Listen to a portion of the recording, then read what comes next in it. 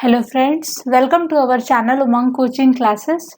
Today we are here to discuss the next topic of mathematics, that is rational numbers. Today we'll have a general introduction about rational numbers, what are rational numbers, the definition of rational numbers, some certain examples, and what actually rational number defines in our day-to-day life. In the coming videos, we'll discuss the properties of rational numbers and also the questions in different competitive exams. So without wasting any more time, let's begin our session. So basically, a rational number is a number that can be expressed as the quotient of fraction p by q of two integers, a numerator p and a non-zero denominator q. So what basically a rational number is that suppose there is a number and if we can represent it in the form of p by q, a simple whole number or any integer, if we represent it in the form of p by q, then that certain number will be referred to as rational number, where in that rational number p is the numerator and q is the denominator. So p and q both will be integers, and the main point to keep in mind is q cannot be equal to 0. Q cannot be equal to 0. Here p by q, here p is the numerator and q is the denominator. So this format p by q will form a rational number. This p by q form, it will be a rational number. Here q cannot be equals to 0.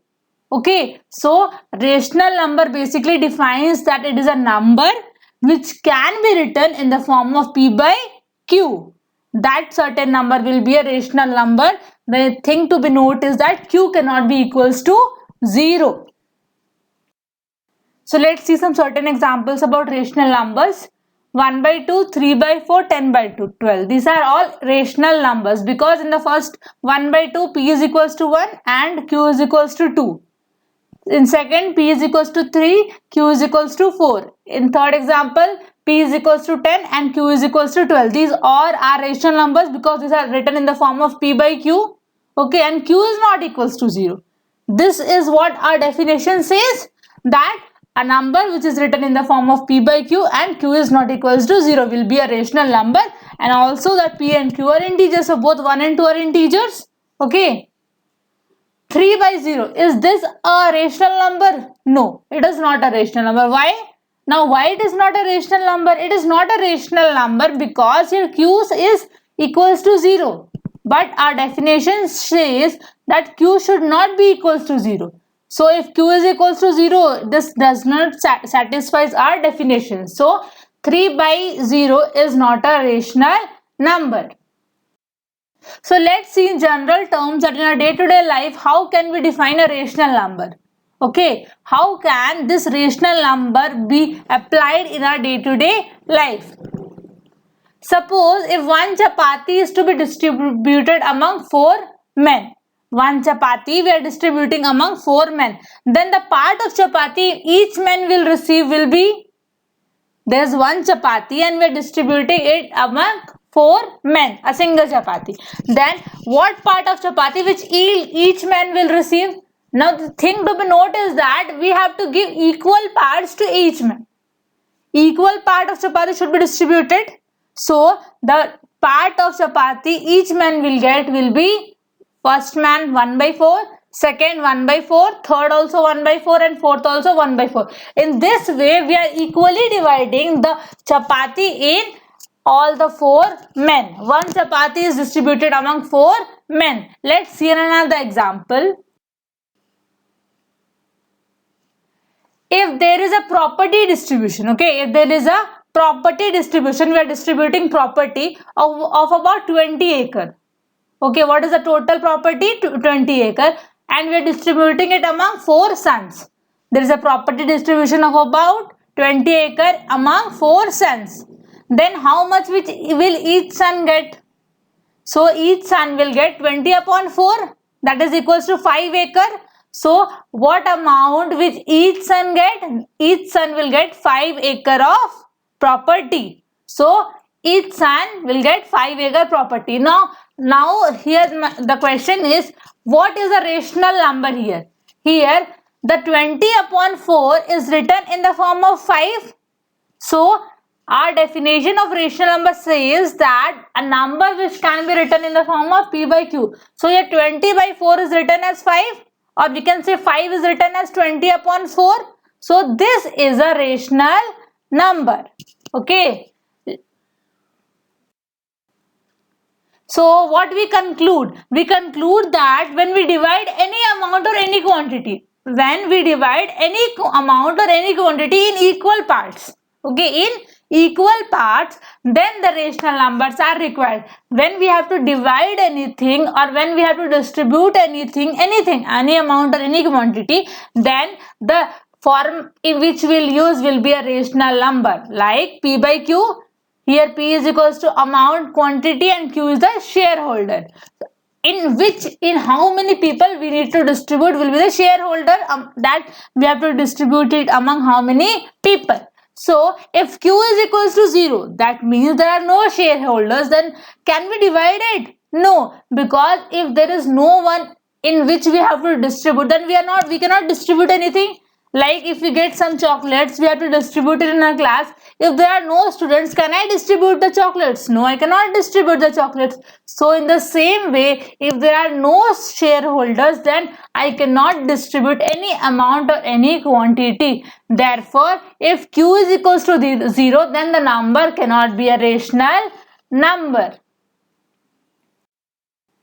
So till now I have told the real numbers, integers. So what basically these numbers are? Okay, many of you might not be knowing that what are real numbers. So to have a complete concept of rational numbers, we need to understand what are real numbers too and what are integers too. Okay, so let's understand what are real numbers. A real number is a value that represents any quantity along a number line. Okay, a real number is any value which we can represent in the number line. Like there is a number line, we can find, like in your scale there will be 1, 2, 3, 4. So in 1 and 2 you can find the 10 sections divided. So any number which comes in that number line will be a real number. So these real numbers can be positive, negative, large, small, whole numbers, decimal numbers. These all are real numbers. Okay. Now these are called real numbers because they are not imaginary. We are not imagining them. They actually exist in general mathematics. Okay, we are not imagining them. They are existing in our general mathematics. So what are the examples?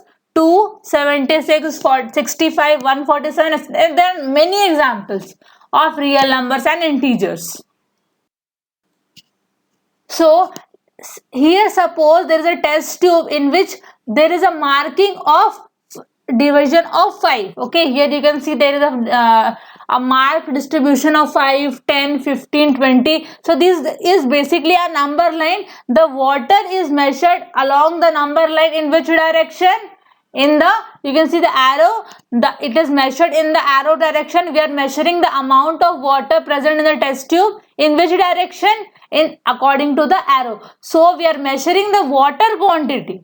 Okay, we are measuring the water quantity along the arrow. This is what defines the water level.